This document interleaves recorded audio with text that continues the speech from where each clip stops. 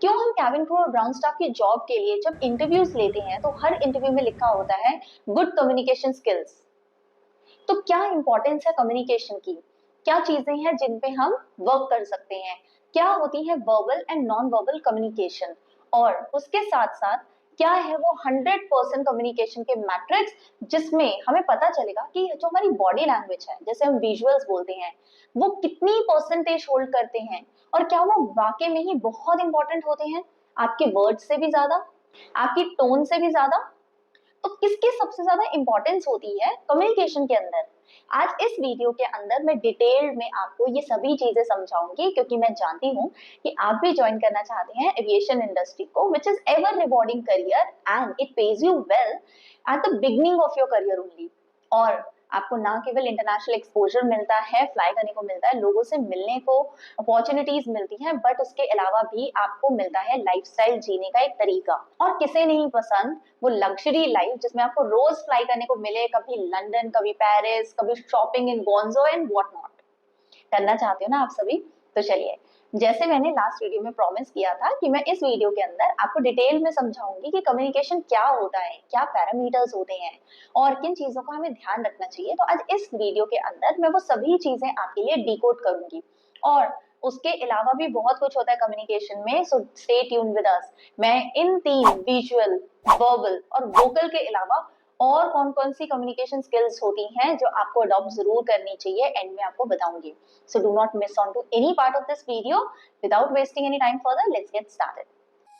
Hello everyone, I'm Paramjeet Kaur, founder of X2 Aviation. I'm an ex-cabin senior from Qatar Airways and have worked 7 long years with leading academies as aviation grooming and personality development trainer.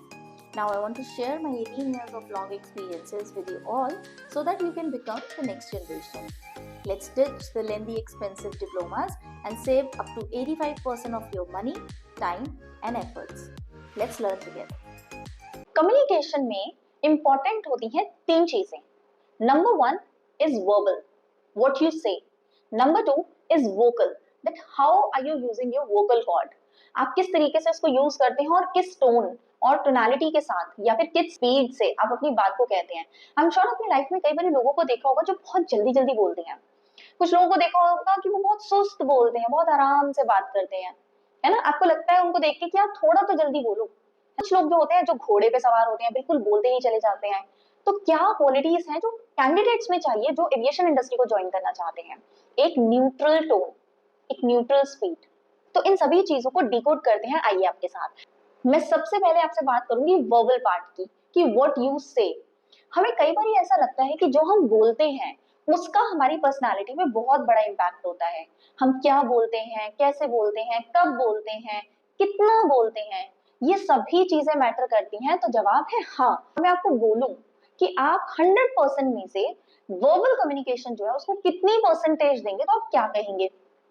अब तीनों parts को cover करने के बाद मैं आपको जरूर बताऊंगी कि कितना पार्ट होता है आपकी वर्बल कम्युनिकेशन, मतलब आपके बोलने का, आपकी ओवरऑल कम्युनिकेशन में। और आप सरप्राइज रह जाएंगे बिकॉज आपने ये बिल्कुल नहीं सोचा होगा कि इसका पार्ट जो है इतना होता है। सो कहीं जाइए मत, मैं आपको जरूर बताऊंगी कितना पार्ट होता है वर्बल का।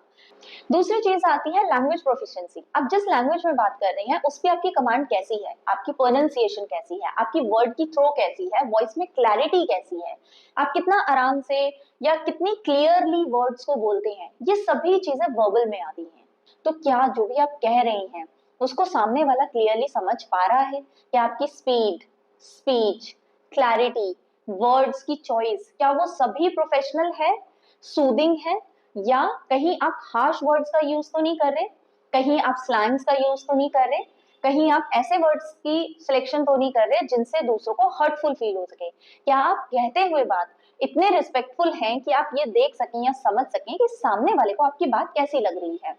अगर इन सब चीजों का आप ध्यान रखेंगे तो आप अपने वर्बल पार्ट पे विक्ट्री जरूर पा सकते हैं। किस तरीके से रिस्पेक्टफुली आपको दूसरे से बात करनी है, चाहे वो किसी भी एज का हो, किसी भी जेंडर का हो या फिर किसी भी नेशनैलिटी का हो। तो वर्बल को इंप्रूव करने के लिए मैं आपको सजेस्ट करूंगी, always be respectful, be kind and humble towards the other person when you are speaking to them. Next इसके अंदर अब आता है वोकल। तो आपने अपनी वोकल कॉर्ड के बारे में तो सुना ही होगा। अब आप इसको कैसे यूज करते हैं, आपकी स्पीच की स्पीड क्या है, आप किस टोन में बात करते हैं, किस पिच में बात करते हैं, क्या आप जोर जोर से बोलते हैं या फिर आप बहुत ही धीरे बोलते हैं जिसको किसी को पता ना चले। क्या आपकी आवाज में एक्साइटमेंट, एनर्जी, एंथुजियाज्म, क्या ये सब चीजें झलकती हैं जो हम इंटरव्यू के टाइम पे बहुत नोट करते हैं।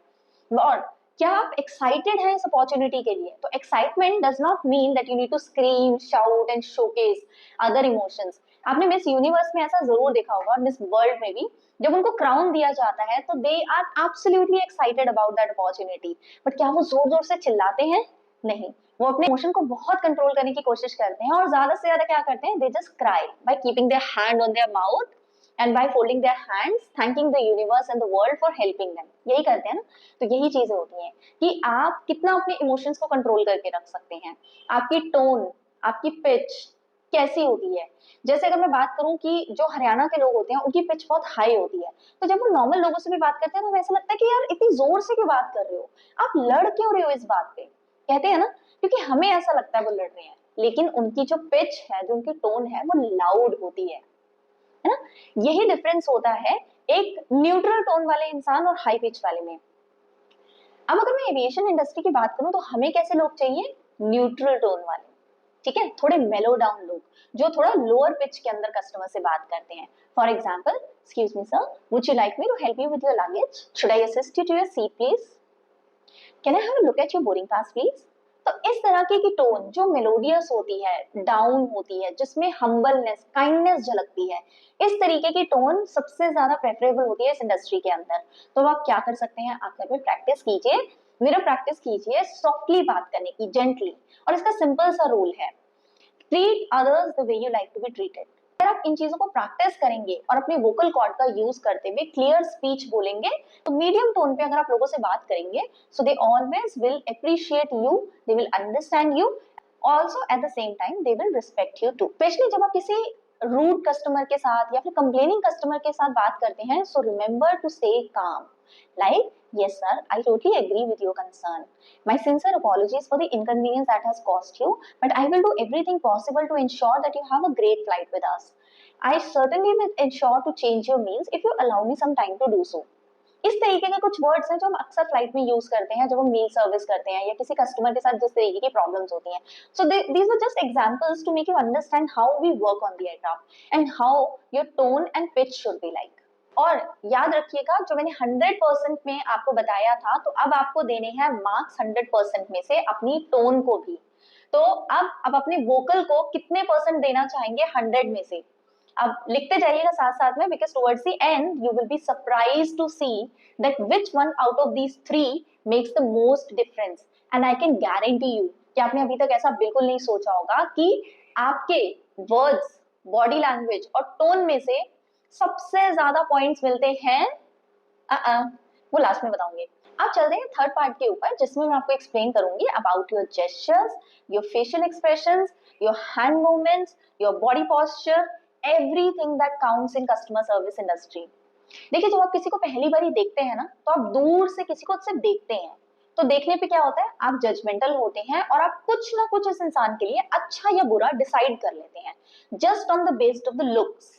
ऐसा ही इंटरव्यू में भी होता है, इसे हम फर्स्ट इंप्रेशन भी बोलते हैं, जब हम आपको सिर्फ देखने भर से डिसाइड कर पाते हैं कि क्या आप कैबिन क्रू मटेरियल हैं या नहीं, क्या आप इस यूनिफॉर्म की जो रेपुटेशन है उसको कैरी कर पाएंगे कि नहीं।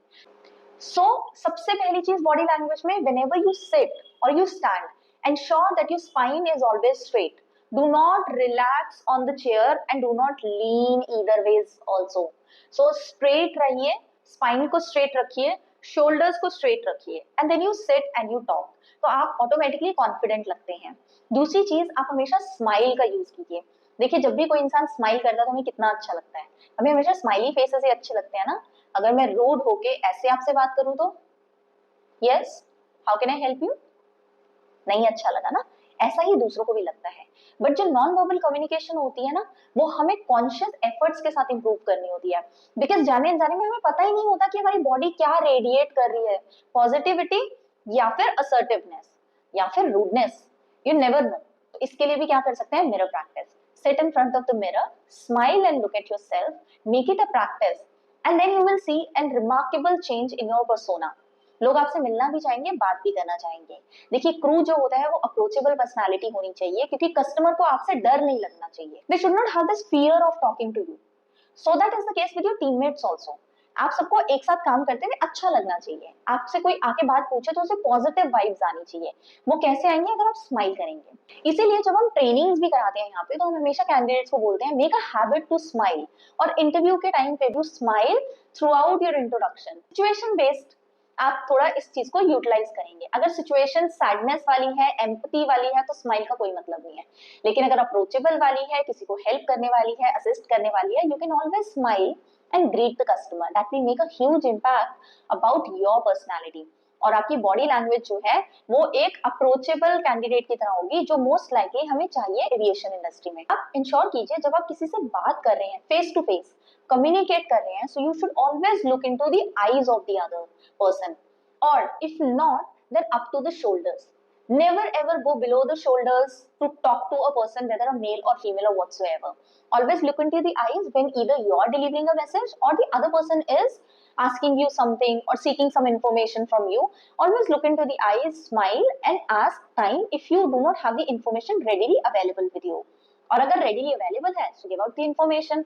सबसे अच्छी चीज है कम्युनिकेशन में यूज करने मैजिक वर्ड्स। क्या होते हैं magic words?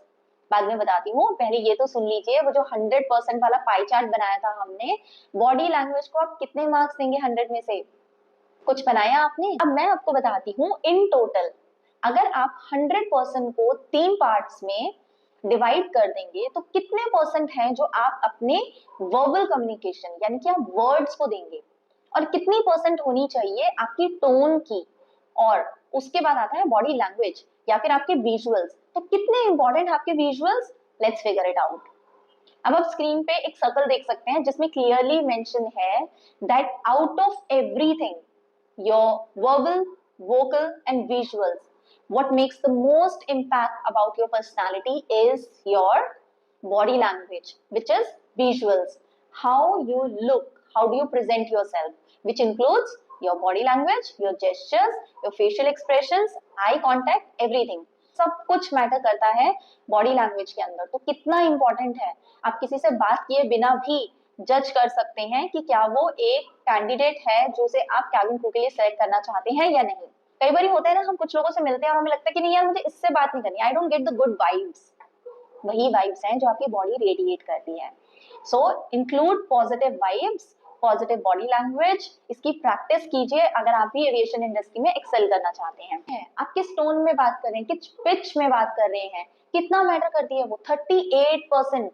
It only all about the pitch that you use. आप कितनी जेंटली किसी से बात करते हैं, या कितने असर्टिवली या फिर कितनी हाई पिच में बात करते हैं, आपके पिच का मैटर ज्यादा है। और सबसे कम हमारे वर्ड्स, जो हमें आज तक ऐसा लगता था सबसे ज्यादा इंपॉर्टेंट होते हैं, तो बिल्कुल भी नहीं। जब कम्युनिकेशन की बात आती है तो सबसे इंपॉर्टेंट आपकी बॉडी लैंग्वेज है, जो नॉन वर्बल कम्युनिकेशन का पार्ट है और रेडिएट करती है आपकी पॉजिटिविटी को एंड अप्रोचेबिलिटी को, कि लोग आपकी तरफ कैसे देख सकते हैं, किस तरीके से आपके वर्ड्स आते हैं, उन पे डिपेंड करता है। और लास्ट में बारी आती है आपके वर्ड्स की सिर्फ 7%। So I hope this information surely has made it clear in your mind कि आपको सबसे ज्यादा इंटरव्यू के लिए फोकस करना है बॉडी लैंग्वेज पे, और नंबर 2 टोन पे।